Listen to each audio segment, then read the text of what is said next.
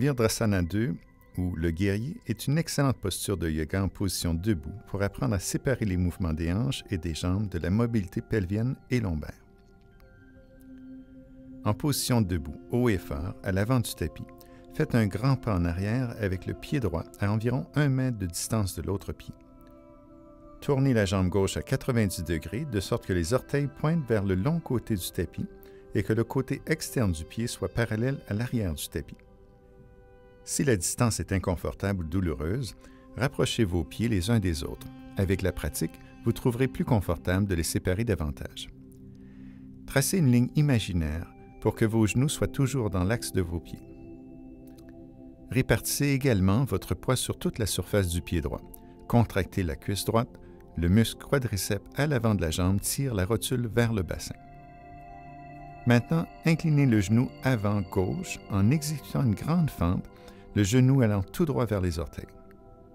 Maintenez votre tibia perpendiculaire et votre cuisse parallèle au sol.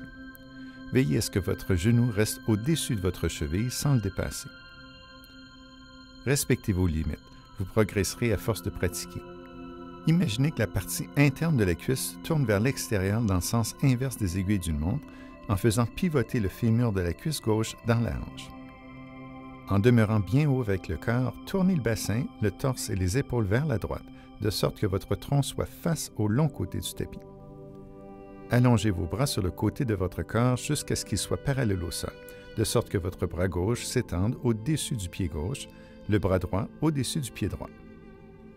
Gardez les bras longs, allongez activement les doigts et les mains tout en contractant les triceps. Le cou demeure allongé et détendu, les épaules éloignées des oreilles, les omoplates s'approchent de la colonne vertébrale. La tête peut demeurer en position neutre au-dessus des épaules ou être tournée vers la main gauche. Le regard s'étend au-delà du majeur de la main gauche. Il est possible que vous ressentiez un étirement à l'arrière du mollet droit et de la cuisse droite, puis dans l'aine de la jambe avant. Veillez à ce que la jambe avant demeure tournée vers l'extérieur, tandis que la jambe arrière reste forte en contractant les quadriceps. Le mouvement des jambes soutient et soulève le bassin.